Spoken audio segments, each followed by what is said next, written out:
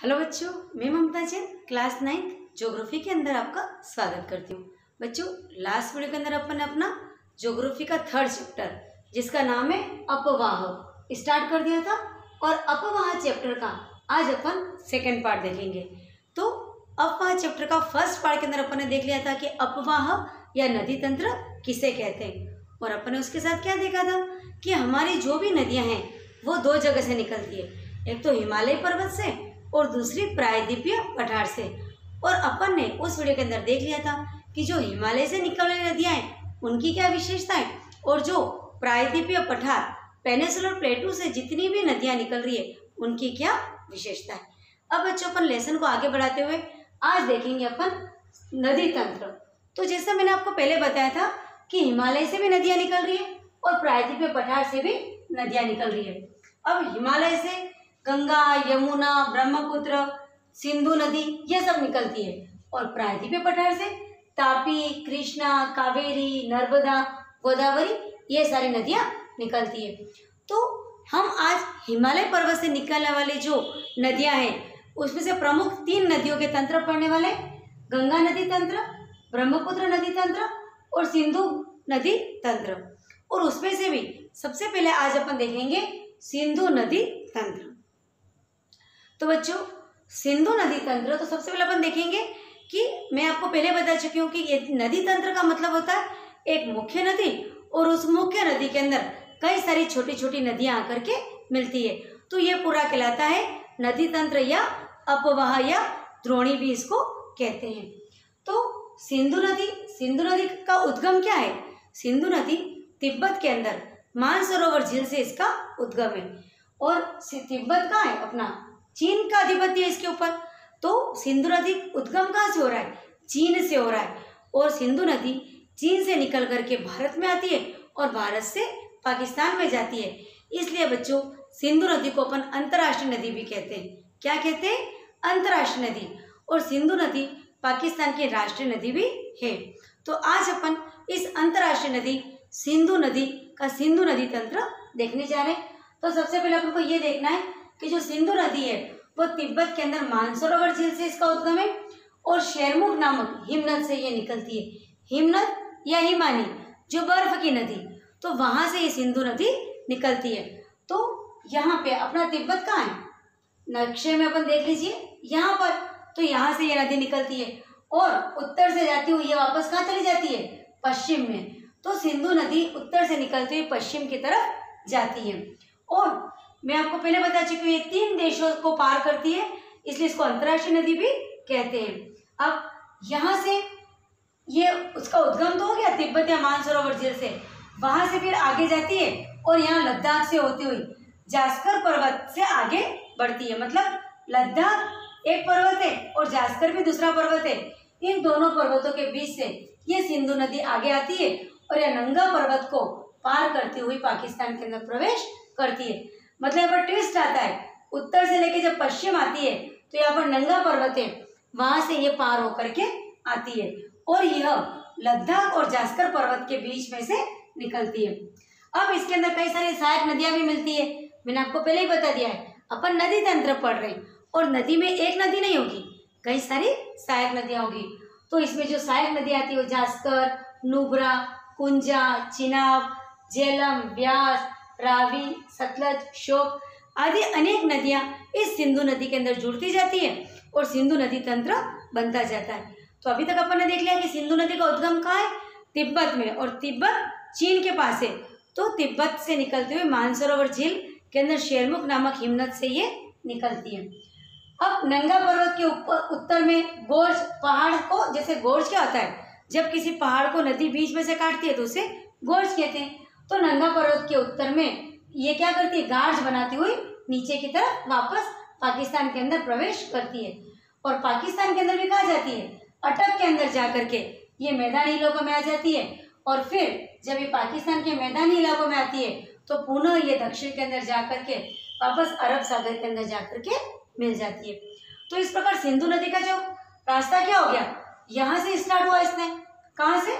उत्तर के अंदर से। हिमाचल उत्तर के अंदर भी कहाँ पर पे? ये मानसरोवर झील तिब्बत में से चालू हुआ, या नंगा पर्वत को पार करती हुई पाकिस्तान में आई, पाकिस्तान के मैदानी भाग में आई और फिर साउथ में आकर के अरब सागर के अंदर जाकर के ये गिरती है। अब बच्चों इसके अंदर कई सारी सहायक नदियां भी आती है, जैसे झेलम, अरे जैसे अपने नाम पढ़ ही चुके हैं यहाँ पर, जास्कर, नुब्रा, कुंजा, चिनाब, झेलम, व्यास, रावी, सतलज और शोक। अब अपन देखेंगे कि ये जो नदियां किस तरह से इसके अंदर मिक्स होती है। और सहायक नदियों के अंदर 5 नदियां, 5 आब, पंजाब, वो 5 नदियां कौन कौन सी है? झेलम, चिनाब, व्यास, रावी और सतलज। तो पांचों नदियां सिंधु नदी के अंदर किस प्रकार मिलती है ये अपन अब इसमें देखेंगे। सबसे पहले अपन देखेंगे झेलम। तो झेलम नदी का उद्गम कहाँ है? जम्मू और कश्मीर के अंदर। झेलम नदी का उद्गम कहाँ है? जम्मू और कश्मीर में। और जो हमारा जो श्रीनगर है वो भी झेलम नदी के किनारे पर ही बसा हुआ है। तो जम्मू कश्मीर से उद्गम होता है और ये नदी वुलर झील को पार करती हुई, वुलर झील को पार करके आगे जाती है और पाकिस्तान में जाकर के चिनाब नदी से जाकर के मिलती है। जम्मू कश्मीर से उद्गम हो रहा है, फिर वुलर झील को पार करती है और फिर कहाँ चली जाती है? पाकिस्तान में, और पाकिस्तान में जाकर के चिनाब नदी से मिल जाती है। और चिनाब भी कहाँ से? और चिनाब का उद्गम भी कहाँ है? उद्गम तो इसका भी हिमाचल प्रदेश में दर्रे में से ही है। और चिनाब नदी भी का भी उद्गम तो वही होता है और ये भी वापस कहाँ चली जाती है? पाकिस्तान के अंदर जाकर के मिलती है। अब रावी और व्यास, तो रावी और व्यास का अपन उद्गम एक साथ ही पढ़ेंगे।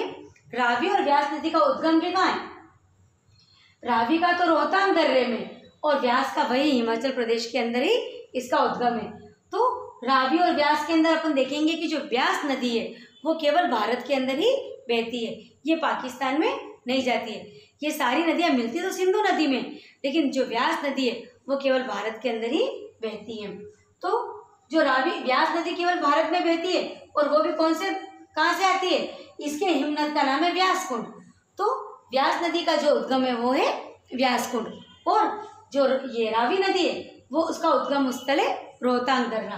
तो यहाँ से आती है रावी नदी भी और व्यास नदी के साथ मिल जाती है और फिर आगे ये जाकर के, व्यास नदी तो पाकिस्तान में जाती नहीं है, और ये जो रावी नदी है वो आगे जाकर के सतलज में मिल जाती है। और सतलज का उद्गम भी कहाँ है? तिब्बत के अंदर ही है। और सतलज नदी कौन सा गोर्ज बनाती है? शिप्लिका गोर्ज का निर्माण करती है। और ये सारी ही नदियाँ, ये पांचों नदियाँ मिथनकोट के अंदर फिर आगे सिंधु में मिल जाती है और सिंधु नदी फिर आगे जाकर के अरब सागर के अंदर जाके गिर जाती है। तो बच्चों ये अपन ने आज क्या देखा है? सिंधु नदी तंत्र, क्योंकि अपन इस लेसन के अंदर सभी तरह की नदी तंत्र ही पढ़ेंगे जिसको कि अपन अपवाह कहते हैं। तो मैंने आपको बता दिया था कि हिमालय के अंदर 3 नदी तंत्र पढ़ेंगे अपन, गंगा नदी तंत्र, ब्रह्मपुत्र नदी तंत्र और सिंधु नदी तंत्र। इसी प्रकार ये जो अपना पेनिसुलर प्लेटो प्रायद्वीप पठार, उसमें नर्मदा, कावेरी, तापी, कृष्णा, गोदावरी, ये सारी नदियां हैं, तो अपन उसके नदी तंत्र पढ़ेंगे। और आज अपन ने देख लिया सिंधु नदी तंत्र, और सिंधु नदी तंत्र के अंदर अपन ने देखा कि सिंधु नदी तिब्बत से स्टार्ट होती है मानसरोवर झील के निकट से, और वहाँ से नंगा पर्वत को पार करते हुए यानी उत्तर से निकल करके वापस पश्चिम में जाती है, फिर पाकिस्तान में जाती है और पाकिस्तान से वापस साउथ के अंदर आकर के अरब सागर के अंदर गिर जाती है। मतलब इसका यदि देखो तो आकार इस तरह से होता है, यहाँ से ये जाती है पश्चिम में और फिर आकर के नीचे अरब सागर में मिल जाती है। और इस नदी के अंदर सिंधु नदी में कई सारी अन्य सहायक नदियाँ भी मिलती है, जिसे 5 नदियाँ, पंजाब, 5 आपका भी अपन ने देख लिया, झेलम, चिनाब, रावी, व्यास और सतलज, और इसके अलावा जास्कर, नुब्रा, कुंजा, ये नदियाँ भी इसके अंदर मिलती जाती है। अब बच्चों एक चीज और आपके इस लेसन के अंदर, इस टॉपिक में सिंधु जल समझौता। तो बच्चों प्रधानमंत्री जवाहरलाल नेहरू के समय में 1960 में इस सिंधु नदी के जल को लेकर के एक समझौता हुआ था, और ये समझौता हुआ था अनुच्छेद 1960 के अंदर, सितंबर के अंदर हुआ था। और इस समझौते के तहत जो सिंधु नदी का जल है उसका 20% भाग तो भारत यूज करेगा और 80% जल कौन यूज करेगा? पाकिस्तान यूज करेगा। और ये जो समझौता हुआ था हमारे प्रधानमंत्री जवाहरलाल नेहरू और उस वक्त पाकिस्तान के राष्ट्रपति के बीच में ये समझौता हुआ था कि सिंधु नदी का जल का जो 20% भाग है वो भारत यूज करेगा और 80% भाग पाकिस्तान यूज करेगा। और इस जो समझौते का मध्यस्थता की भूमिका विश्व बैंक ने निभाई थी। और भारत के अंदर भी इस नदी का जल का यूज क्या होगा? पंजाब, हरियाणा और राजस्थान के दक्षिण पश्चिम भाग के अंदर सिंचाई के रूप में इस जल का उपयोग होगा। तो बच्चों यदि क्वेश्चन आता है कि सिंधु जल समझौता क्या है, तो आप इसको अच्छे से समझा दीजिएगा। तो बच्चों ज्योग्राफी पढ़ रहे हैं तो आपके दिमाग के अंदर भारत का नक्शा अच्छे से रख लीजिए, तभी आपको समझ में आएगा। चारों दिशाओं का ज्ञान होना चाहिए, उत्तर दक्षिण पूर्व पश्चिम, कहाँ पर हिमालय पर्वत है, कहाँ पर हमारा पेनिनसुला प्लेटू प्रायद्वीप पठार है, ये सब चीज़ें आपके दिमाग में क्लियर होनी चाहिए।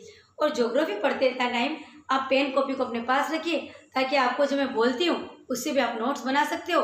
यदि आपको मन है तो बीच में वीडियो पॉज कर दीजिए, स्क्रीनशॉट ले लीजिए और बार बार रिवाइज करके देखिए, तो आपको बहुत अच्छे से समझ में आएगा।